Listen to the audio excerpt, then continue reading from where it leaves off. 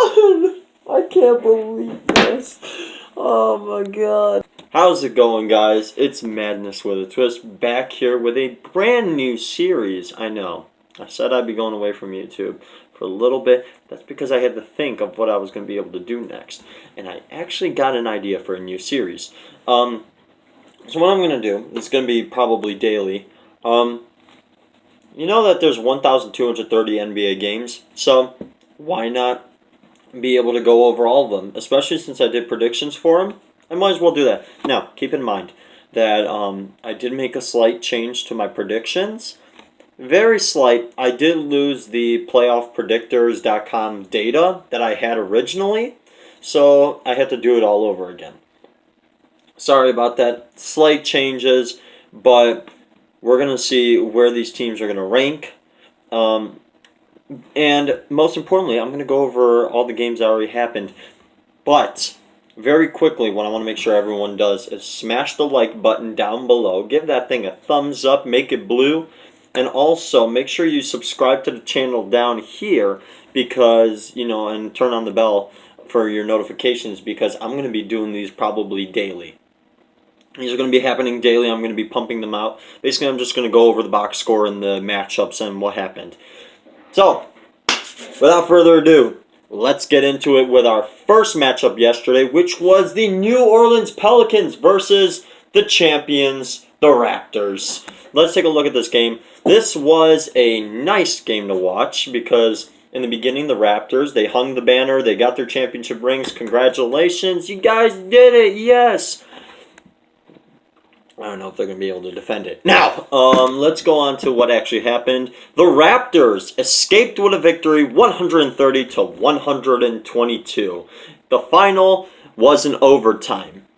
So, it was a tie game after the fourth in regulation, so that means the Raptors did play good in overtime. So, good job for them. Now, let's go to the box score. We're going to start off with the New Orleans Pelicans box score. So, taking a look at this, Drew Holiday had 13 points, 4 rebounds, 6 assists, and 2 blocks. Okay, really good. A minus 14, though. The scoring leader for the Pelicans was Brandon Ingram with 22 points, 5 rebounds, 5 assists, 1 steal, and 2 blocks. Derek Favors had 6 points, 7 rebounds, 2 assists, and 1 block. J.J. Redick had 16 points. He had 2 rebounds and 1 assist. Lonzo Ball, on the other hand, who was benched in the fourth quarter for odd reasons, had 8 points, 5 rebounds, and 5 assists. So he had a 5 times 3. Leading scorers off the bench were Josh Hart, who had 15 points, 10 rebounds, 1 assist, and 1 block.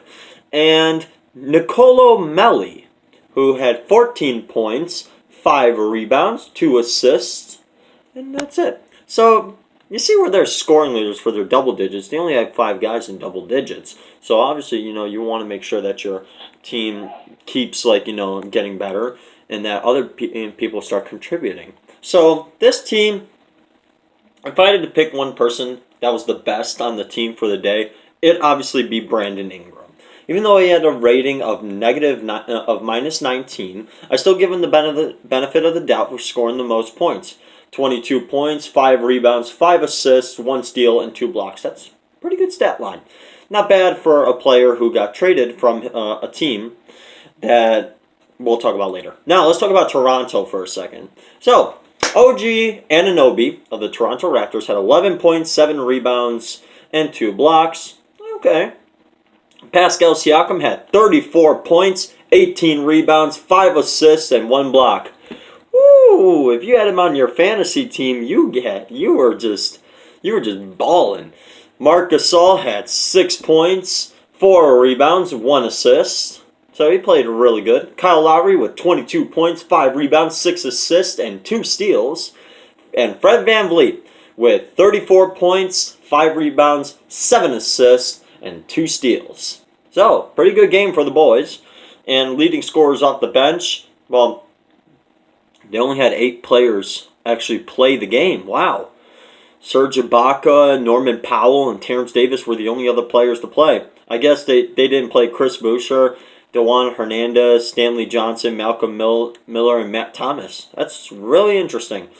But let's go into one. So, leading scorer off the bench was Serge Ibaka, who had 13 points, 5 rebounds, and 1 steal. So not a lot of blocks for this team.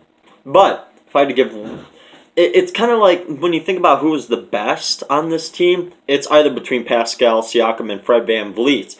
Taking a look at it, you could make the case that Fred VanVleet was just really much better than Pascal Siakam.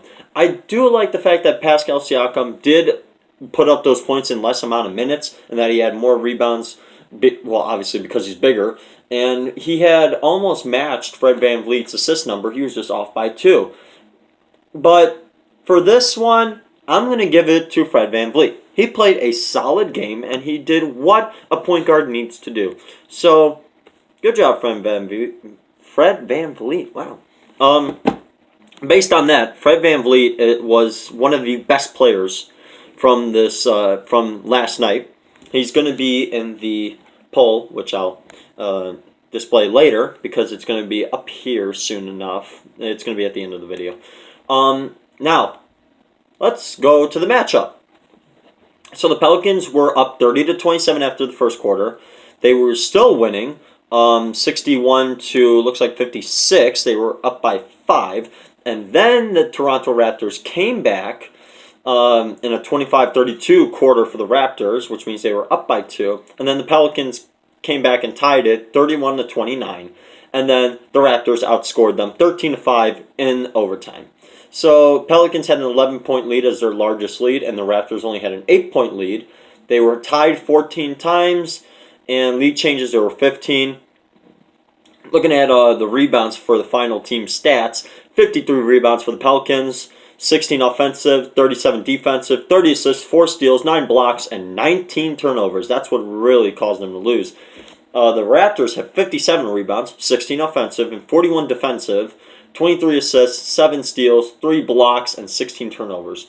And looking at everything else, field goal percentage-wise, they were kind of even. Pelicans were 42.2%, and looks like the Raptors were 40.8%.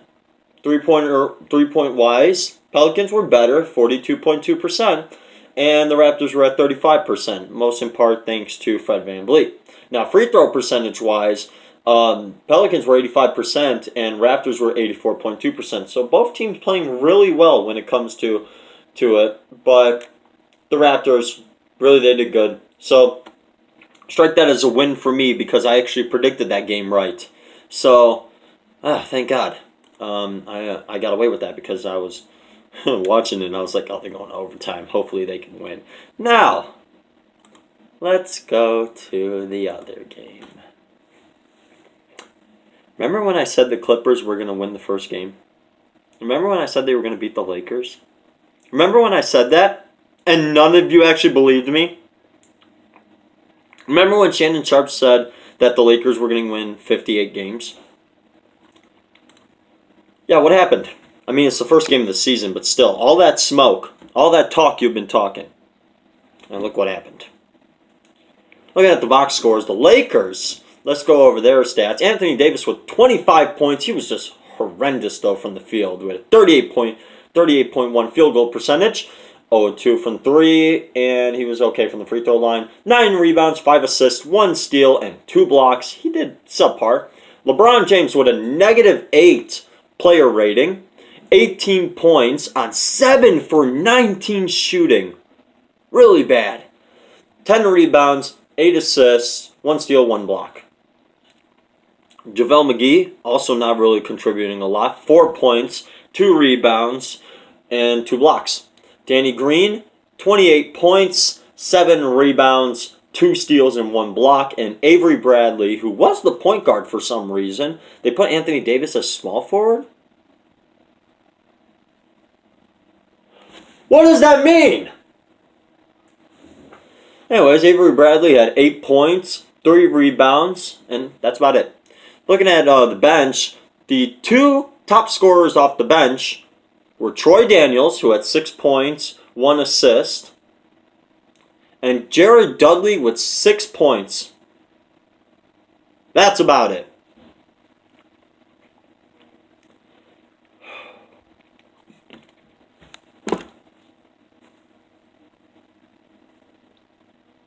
Where's your bench? Where's your bench? Did their bench seriously get outscored 61-19? I need to take a look at this. I can't believe it. What were the Clippers stats?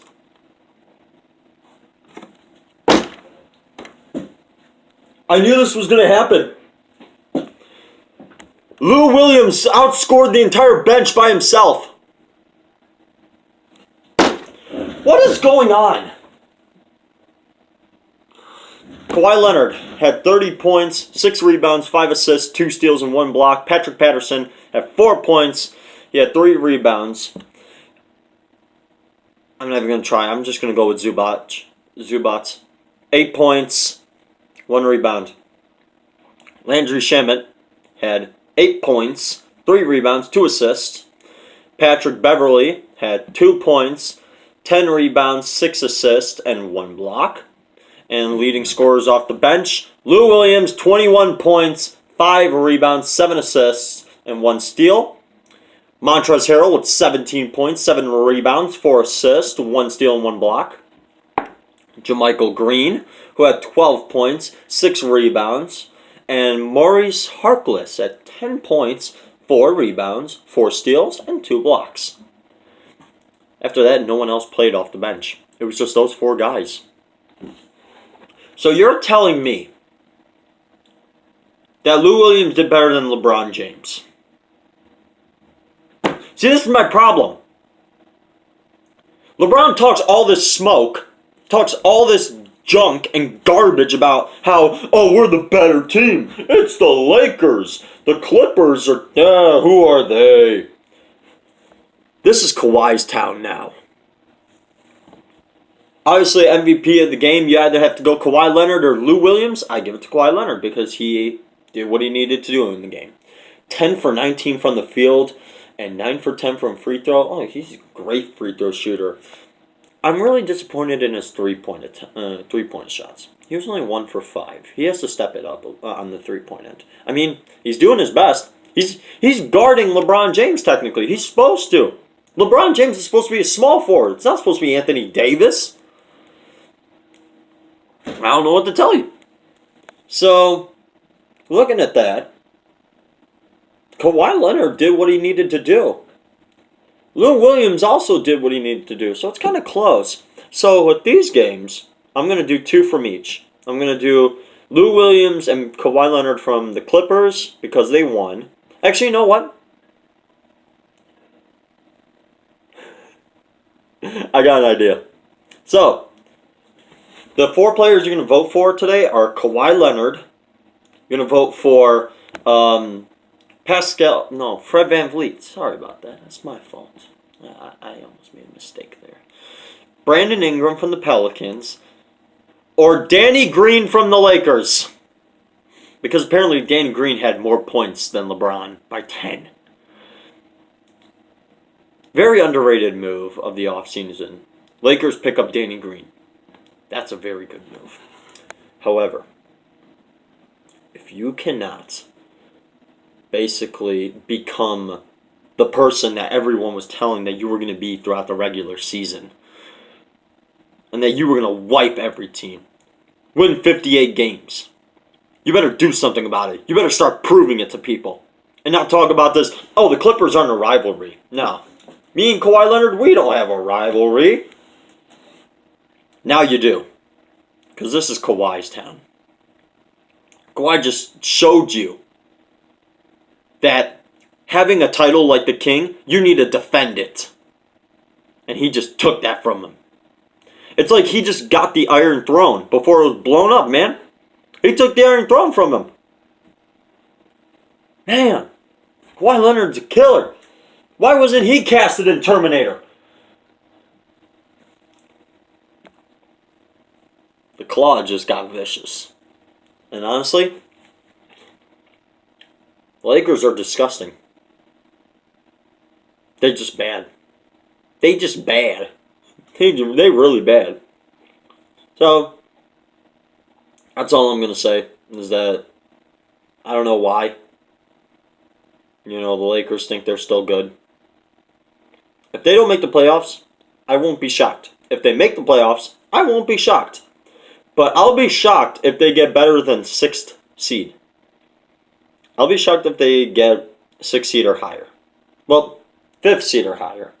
They'll obviously have a chance. I'm thinking they're going to at least be 6th, 7th, or 8th. But if they get like 5th or higher, I'm going to be pleasantly shocked. I don't know. I just don't see it happening. You got the Clippers, Denver, Utah, Portland, Rockets. Who's going to beat those teams? And by the way, I think Golden State and San Antonio are making it. The 2 sleeper teams that I have in 9th and 10th are Sacramento and Dallas. Come on. Come on. It's like, that's good. That's good right there. You're 10 teams in the West, and you got to compete. You can't be... If you're the Lakers, you have to compete. You can't just be wishy-washy about it. So that's my take on it. Do the straw poll up here. Basically, pick one player from each team who you thought was the best. No, LeBron's not going to be in it because he wasn't the best from his team. And honestly, let me know what you know down in the comment section below. Make sure you subscribe to the channel down here. Or you can do it over here. Make sure that you also watch the other videos that I'm posting. And especially subscribe to their channel. They've started to put more stuff up recently. So, yeah, check them out. They got like 200 subscribers. And also make sure to subscribe to him. He is at NIU. So, check him out. Have a good day. And please understand, I don't like the Lakers.